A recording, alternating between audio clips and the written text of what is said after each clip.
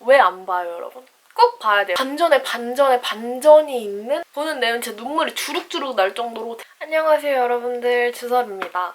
오늘은 제가 유튜브를 하면서 여러분들께 꼭 같이 공유를 하고 싶었던 콘텐츠 중에 하나인 오늘은 바로 넷플릭스 추천을 해볼 건데요. 코로나랑 한파로 또 겨울방학도 있고 이래가지고 집에서 정말 보내는 시간이 많은데 시간을 넷플릭스에서 여러분들이 방황하면서 보내지 않았으면 해서 알차게 보기 좋은 넷플릭스를 추천을 해드릴 거고요. 저는 성격상 비교적 유명한 거보다 숨은 띵작들을 보는 걸 좋아해서 비교적 최근에 나온 거거나 제 기준 별로 유명하지 않은 그렇지만 너무너무 재밌었던 넷플릭스를 같이 추천을 해볼까 합니다. 그럼 영상 바로 시작해보도록 하겠습니다. 제가 추천할 넷플릭스 추천작 첫 번째는 바로 JTBC와 그리고 넷플릭스에서 비교적 최근에 나온 드라마 런온입니다. 저마다 다른 언어로 저마다 다른 속도로 서로를 향하는 완주 로맨스. 이 작품 같은 경우는 제가 너무너무 추천을 해드리고 싶어서 다 방영이 되기 전에 얼른 시작하시라고 들고 오게 되었어요. 육상 은메달리스트인 남자 주인공과 번역가인 여자 주인공이 만나서 사랑을 하는 그런 내용인데요. 이런 조합? 어떻게 사랑에 빠지는 1화에 나와 있으니까 1화를 보시면 되고요.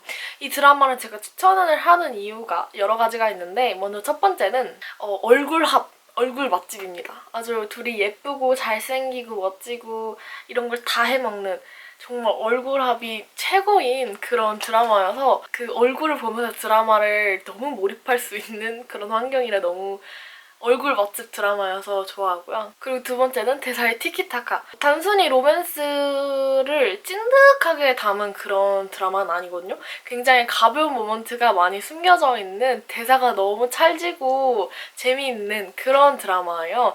대사 하나하나를 정말 유쾌하고 재미있게 쓰셨어요. 그래서 이게 드라마인지 현실인지 이게 드라마지만 현실에서도 이렇게 살겠구나. 이 주인공들이 진짜 인생을 살아가면은 현실에 있는 사람들이라면 이렇게 살아가겠구나 싶을 정도로 대사가 굉장히 현실적이에요. 그래서 공감이 더 많이 가는 대사들이 많고 재밌고 유쾌한 대사들이 정말 많아요. 그리고 세 번째는 바로 여자 주인공 때문이에요. 드라마를 보면은 남자 주인공 아버지가 국회의원으로 이 둘의 연애를 반대하는 그런 설정이 나와요. 보통 캔디형 드라마는 막 헤어지겠습니다 이러면서 막 슬퍼하고 막 그런 게 나오잖아요. 근데 이 드라마 같은 경우는 여자 주인공의 당차고 밝은 성격이 이 드라마에서 어떻게 녹여지는지가 굉장히 주목해야 될 포인트라고 생각해요. 정말 신선한 캐릭터? 그 여자 주인공이 너무너무 살아있는? 남자 주인공보다 사실 여자 주인공이 더 눈에 띌 정도로 엄청 살아있는 도미주라는 캐릭터를 피부로 느낄 만큼 정말 살아있는 생생한 캐릭터라고 저는 그렇게 말을 하고 싶어요. 건블류 스타일의 여자 주인공을 좀 오랜만에 본 것 같은데 요런 건블류 제 인생 드라마거든요. 건블류 좋아하시는 분들 런온은 꼭 보셔야 될 만큼 여자 주인공이 너무 사랑스럽고 멋지고 진짜 최고입니다. 아무튼 소재도 독특하고 그리고 여자 주인공과 남자 주인공의 직업도 자주 잘 나오지 않는 그런 직업이잖아요. 그런 것도 되게 신선했고 건블류 스타일의 드라마 좋아하시는 여자 주인공이 다 해먹는 그런 드라마 좋아하시는 분들은 런온 꼭 추천을 해드립니다. 그리고 두 번째도 비교적 최근에 하지만 요거는 조금 유명해서 가지고 올까 말 고민을 조금 했지만 그래도 안 들고 올 수 없었던 바로 에밀리 파리에 가다입니다. Oh my god, I feel like Nicole Kidman in Moulin Rouge. How did you get so lucky to move to Paris? Oh, I work for a big marketing firm. I'm kind of the American point of view. 이 작품 같은 경우는 저도 최근에 봤어요. 너무 막 입소문이 좋다 보니까 저도 원래 사실 입소문 탄 건 별로 안 좋아하거든요. 무슨 심리지? 어쨌든 재밌을 텐데 입소문 탄 건 별로 안 좋아하는데 개인적으로 패션 드라마를 너무 좋아해서 에밀리 파리에 가다를 정말 재밌겠어 하고 시청을 하게 됐는데 세상이 너무 재밌는 거예요. 앉은 자리에서 한 시즌 뚝딱 할 수 있을 정도로 재밌고요. 몰입감이 대박이에요. 이 드라마를 추천을 해드리는 이유가 방금 말했던 몰입감이 있어요. 드라마 한 편 한 편이 루즈하지 않고 그 시즌 끝까지 쭉 볼 수가 있어요. 그리고 두 번째는 보는 맛이 있는 드라마예요. 요즘 코로나 때문에 여행을 못 가잖아요. 그 에밀리 파리에 가다가 그 여자 주인공이 미국인인데 이제 프랑스 파리로 이제 일 때문에 발령이 나서 파리에서 생활을 하는 모습이 나와요. 그래서 그 파리 전경이 얼마나 예쁘던지 그 파리 시내랑 에펠탑 요런 보는 재미가 있고 그리고 에밀리의 패션 그 패션의 도시잖아요, 파리가. 그런 보는 재미도 엄청 나더라고요. 그래서 패션과 그리고 도시를 보는 시각적으로 정말 풍부한 드라마라고 저는 생각을 하고요. 그리고 재미있는 요소가 나오는데 세 번째는 바로 문화 차이. 이게 되게 재미있더라고요. 저는 이제 한국인이고 그 에밀리는 미국인? 그리고 일을 하는 데가 파리다 보니까 미국인의 문화나 프랑스인의 문화가 확연히 나오는 그런 씬이나 대사들이 많아서 그거를 보는 재미도 또 있더라고요. 일반화를 할 수가 없지만 비교적 요렇게 산다 저렇게 산다 이렇게 라이프 스타일이 조금 차이가 나긴 하더라고요. 그런 보는 재미도 있어가지고 그런 점이 저한테는 굉장히 신선하게 다가오더라고요. 그래서 두 번째 넷플릭스 추천작 에밀리 파리에 가다 였습니다. 제가 추천할 세 번째는요 바로 더 크라운입니다. My name is Elizabeth. And long live Queen Elizabeth. Strong people with powerful characters. But for better or worse, the crown has landed on my head.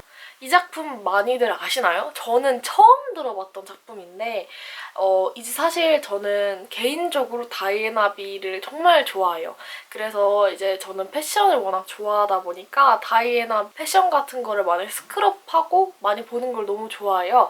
그러다 보니까 자연스럽게 더 크라운이라는 작품을 알게 됐는데 더 크라운 같은 경우는 시즌4로 지금 시즌4까지 연재가 되어 있는데 이제 엘리자베스 여왕의 즉위하기 전부터 이제 즉위하고 무슨 일이 있었는지 그리고 찰스 왕세자까지 이렇게 영국의 근현대사를 나타내는 역사 드라마예요. 사실 역사 드라마라고 해가지고 제가 영국 왕실에 막 그렇게 막 관심이 있었던 건 아니어가지고 처음에 볼 때 너무 루즈하지 않을까 싶어서 시작을 했어요. 더 크라운에 대한 정보를 아예 없는 상태에서 시작을 하게 되었는데 너무 재밌어요. 그럼 제가 더 크라운을 추천을 해드리는 이유 첫 번째는 역사물임에도 무겁지가 않은 점이 제일 마음에 들었어요. 이 점이 제일 마음에 들었는데 저는 엘리자베스 여왕이나 이 드라마에 대한 정보가 아예 없는 상태에서 일화를 시청을 하기 시작했어요. 다른 작품에 비해서 사실 조금 무겁긴 해요. 무겁긴 한데 그 사람의 인생을 그대로 드라마로 옮겨오는 거기 때문에 어쩔 수 없이 무거울 수밖에 없어요. 근데 그냥 편안하게 그 엘리자베스라는 사람 그리고 그 사람이 있었던 일들 이렇게 되게 그냥 두 가지로 가볍게 다가오더라고요. 그래서 또 드라마 보는 데는 생각을 많이 안 해서 좋은 그런 드라마였어요. 저같이 정말 영국 왕실의 일도 모르는 사람도 가볍게 보기 좋은 그런 류의 드라마였던 것 같아요. 그리고 두 번째는 보는 재미가 정말 쏠쏠했던 드라마예요. 더 크라운의 가장 큰 장점이라고 할 수 있는 바로 영상미. 대박이에요, 여러분. 그리고 미술. 이게 진짜 대박인 게 진짜 저는 그걸 촬영한 데가 영국 왕실인 줄 알았어요. 그 정도로 정말 재현을 그 세트인지 정확히는 모르겠는데 아무튼 재현을 너무 잘했고 그리고 그 드라마 속에서 나오는 영국 왕실의 모습, 궁전 그리고 특히 드레스, 장신구, 패션이 진짜 대박이더라고요. 압도적으로 영상미가 너무 화려하고 예뻤던 색감도 너무 예뻤던 드라마로 기억이 돼서 한 해 한 해 그런 패션과 왕실, 궁 이런 보는 재미가 진짜 대박이더라고요. 그래서 그런 미술이나 예술성도 잡은 그런 드라마라고 저는 생각을 하고 그리고 세 번째가 바로 배우들의 싱크로율. 몰입도에 살짝 영향을 주는 것 같더라고요. 제가 느끼기는. 왜냐면은 드라마를 보면 이 인물이 어떻게 생겼고 어떤 사람인지 궁금하니까 인터넷을 쳐보게 되는데 배우들이 되게 비슷하게 생겼어요. 이게 드라마잖아요. 근데 어쨌든 실존 인물을 가지고 온 거기 때문에 그 사람이 하는 행동이나 이런 거를 조금 배우들이 막 연기를 하고 배울 거 아니에요. 정말 비슷해요, 여러분. 특히 이제 시즌 4에 이제 다이애나 비 왕세자가 나오는데 다이애나 비를 맡으신 배우님이 너무 비슷하게 생기신 거예요. 그래서 진짜 다이애나 비 그 처음 나오고 막 제 눈이 휘둥그레져가지고 이게 뭐지?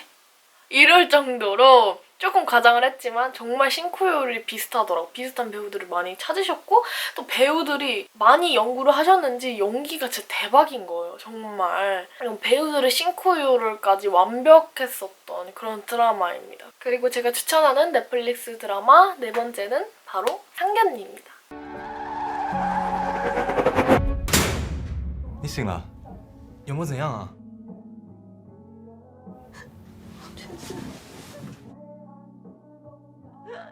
我回到1998年，我拥有他的记忆。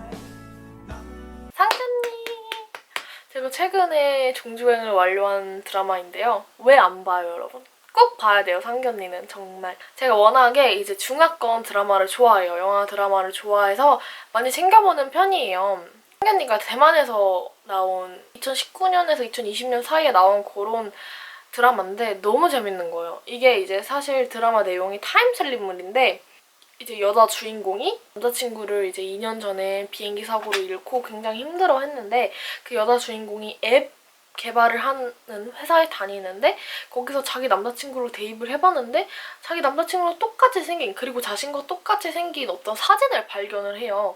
그래서 아 이게 뭐지? 이렇게 추적을 해 나가던 중에 남자친구의 장례식 같은 게 생겨서 거길 가게 됐는데 여자친구한테 낡은 카세트 테이프 하나가 도착을 해요. 그래서 그거를 들으면서 다시 자기가 사는 지역으로 오게 되는데 깜빡 잠이 들었는데 깜빡 잠에 들고 눈을 딱 떴는데 자기가 타임슬립을 하게 된 거예요. 거기서 자기 남자친구랑 똑같이 생긴 1991년에 어떤 남자 발견하게 되면서 생기는 벌어진 타임슬립물인데 일단 이 드라마를 추천을 해드리는 이유는 첫 번째로는 그 아련한 중화권, 대만, 청춘물 그 느낌을 너무너무 제가 사랑하다 보니까 그 느낌이 확실히 나는 그런 정말 그 대만 특유의 그 몽글몽글하고 첫사랑물 좋아하시는 분들이 분명 계실 거예요. 제가 정말 그걸 미쳐 사는데요. 그런 분위기는 당연히 잡고 가더라고요. 그게 정말 마음에 들었고 그리고 두 번째는 타임슬립물? 전 별로 안 좋아하거든요.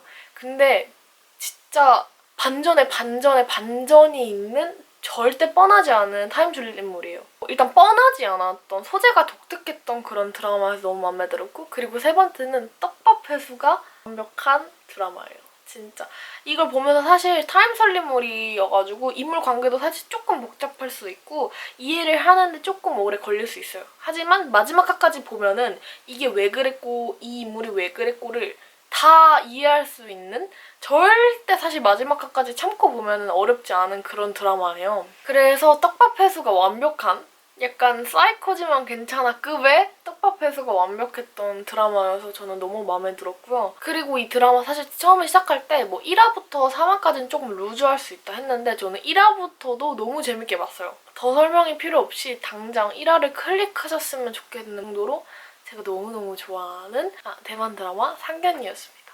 그리고 제가 다음으로 추천할 넷플릭스 오리지널 영화를 준비했는데요. 바로 먼 훗날 우리입니다. 从头到尾都是幸福的。幸福不是故事，不幸才是。那我不想跟你之间发生什么故事。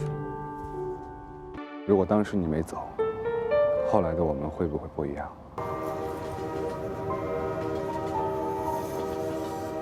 먼 훗날 우리 같은 경우는 제가 아까도 말씀드렸다시피 중화권 로맨스물을 너무 좋아해요.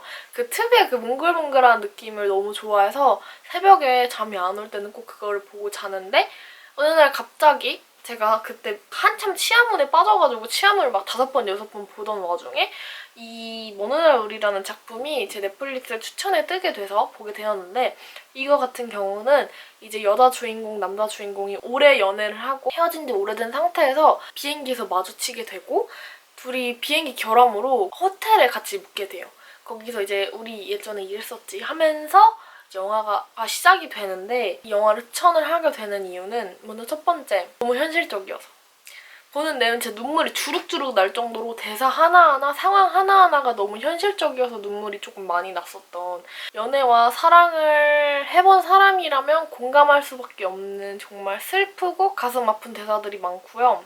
그리고 상황들이 그리고 두 번째는 영화의 연출이 미쳤어요. 두 주인공의 대화로 영화가 시작이 되는데 과거를 회상하는 그런 씬은 그러니까 즉 여자 주인공, 남자 주인공이 현재는 흑백으로 나와요. 그들이 회상하는 그들의 찬란했던 과거는 컬러로 나오죠. 그들이 주인공이다 보니까 그들에게 현실은, 우리가 함께할 수 없는 현실은 흑백으로 연출이 되고 우리가 찬란했던 과거는 컬러로 나오는 거죠. 이게 영화 초반에는 그냥 흑백으로 이렇게 표현을 했나 보다 싶은데 영화 중반 후반부로 갈수록 그게 너무 마음 아프게 다가오는 거예요. 서로가 서로에게 어떤 의미였는지. 그래서 먼 훗날 우리는 사랑을 했다면, 사랑을 하고 있다면 꼭 한 번쯤은 보셨으면 좋겠는 그런 영화입니다.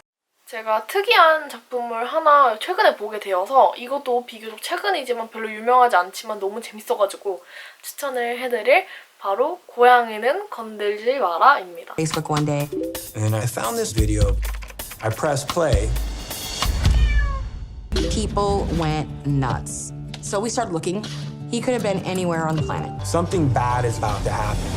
He's gonna kill somebody. All of a sudden, another video appears. 이거는 넷플릭스 다큐멘터리예요. 넷플릭스에 하도 볼 게 없다 보니까 다큐가 또 넷플릭스가 재밌다고 하길래 제가 그 당시에 그 범죄 스릴러 소설을 한창 읽고 있었을 때였단 말이에요. 이게 실제 사건을 다큐멘터리로 제작을 한, 그래서 이 범인을 잡은 그런 진짜 그 인터넷으로 범인을 잡으신 분들 나오는데 이게 실제 사건인데 이제 인터넷에 고양이를 학대하는 영상이 올라오게 돼요. 이 영상 하나로 이 범인이 누구인지를 잡아가는, 인터넷으로 그냥 일반인들이 잡아가는 그런 내용인데요. 실제 사건인 것도 너무 충격적이고 이게 다큐멘터리고 실하다 보니까 진짜 범인의 내용과 어떻게 추리를 해서 경찰과 어떻게 공조를 해서 범인을 잡게 되는지가 나오는데 이것도 제가 추천하는 이유 중에 제일 큰 게 몰입감이에요. 진짜 3화로 되어 있다, 비교적 짧다 보니까 가볍게 보자라는 느낌에서 시작을 한 것도 있었는데 워낙 근데 몰입감이 진짜 미쳤어요, 여러분들. 이거를 시작을 하면 중간에 끊을 수가 없을 정도로 몰입감이 대박이고요. 그리고 실하다 보니까 더 깊게 다가오는 것도 있었고, 그리고 두 번째는 이 사건을 아예 모르고 시청을 하시면 영화 같은 반전이 있는 그런 다큐멘터리. 연출을 너무 잘하다 보니까 진짜 이게 실화인지 영화인지 구분이 안 갈 정도로 너무 잔인하고 너무 영화 같은 반전이 있는 그런 다큐멘터리여가지고 여러분들이 꼭 보셨으면 좋겠어요. 제가 추천하는 마지막 넷플릭스 작품은요, 바로 아이좀비입니다. My name is Liv. Now I'm mostly just hungry. And a zombie, so there's that. When I eat a brain, I get visions. She was arrested in 2008. How'd you know that? Liv is a psychic. Ish. 저는 좀비 영화, 스릴러물을 정말 안 좋아해요. 안 좋아하는데 이 아이좀비를 어떻게 보게 되었냐면 스위트홈에 한창 빠져가지고 스위트홈 비슷한, 근데 스위트홈은 저한테도 너무 무섭게, 저한테도 조금 무서웠거든요, 스위트홈도. 그래가지고 조금 가볍게 볼 수 있는 좀비물이 없을까 검색을 막 하다가 아이좀비가 괜찮다는 거예요. 별로 무섭지 않고 괜찮다고 해서 아이좀비를 시청을 하게 됐는데 이게 내용이 정말 엘리트 의사였던 여자 주인공이 어떤 배 파티에 가게 되는데 그때 좀비에 감염이 돼가지고 설정에 나오는 좀비는 사람의 뇌를 먹어야 살아갈 수 있어요. 뇌를 먹기 위해서 여자 주인공이 시체 검안소로 들어가서 시체들의 뇌를 먹으면서 생활을 하게 되는데 이제 시체의 뇌를 먹으면 그 사람의 환영이 보여. 어떤 사건을 겪었는지, 그 사람이 뭐를 보고 뭐를 들었는지. 그래서 살인사건을 해결해가는 그런 내용이에요. 딱 봐도 너무 재밌지 않나요, 여러분? 일단 아이좀비를 추천해드린 이유는 저같이 무서운 거 못 보는, 하지만 좋아하는 분들도 보실 만한 가볍게 좀비들을 무섭지 않게 다뤄서 그 점이 너무 마음에 들었고요. 그리고 한 편 한 편이 다 새로운 에피소드 있잖아요. 한 편 안에 살인사건 하나씩 되다 보니까 절대 지루하잖아요. 한 편이 40분 정도 되는데 그 안에 살인사건 시작 끝을 보니까 그게 너무 시원한 거예요. 그렇게 빠릿빠릿한 전개가 마음에 들었는데 근데 이게 되게 시즌이 엄청 많이 진행이 돼가지고 제가 그걸 언제 다 볼지 모르겠지만 아무튼 너무 재밌고, 그리고 또 추천하는 이유가 그냥 단순히 소재가 독특한 것도 있어요. 좀비물인데 시체 검안소에 들어가서 뇌를 먹는 설정, 그것도 정말 독특하잖아요. 그런 게 또 재미고, 코미디다 보니까 대사들이나 상황들이 너무 재밌게 연출이 돼서 좀비물임에도 무겁지 않은 게 정말 마음에 들더라고요. 네, 여러분 오늘 제가 그러면 이렇게 해서 넷플릭스 추천을 8개 정도를 해드린 것 같은데 제가 말을 잘 하는지 모르겠어요. 일단 신나서 얘기를 하게 됐는데 잘 전달이 되었는지 모르겠지만 우리 넷플릭스랑 함께 알찬 겨울을 잘 보내도록 해요, 여러분. 그럼 지금까지 주설이었고요. 우리는 다음 영상에서 또다시 만나요. 안녕!